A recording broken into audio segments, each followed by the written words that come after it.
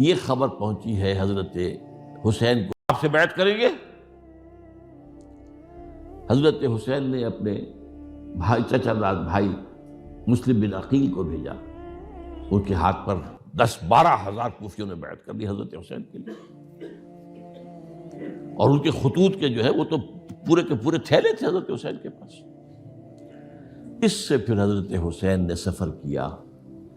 ادھر یہ ہوا کہ یزید کی طرف سے عبید اللہ ابن زیاد جو ہے گورنر بن کر آیا، اس نے جو تشدد کیا کوفیوں پر، سب نے بیعت توڑ دی،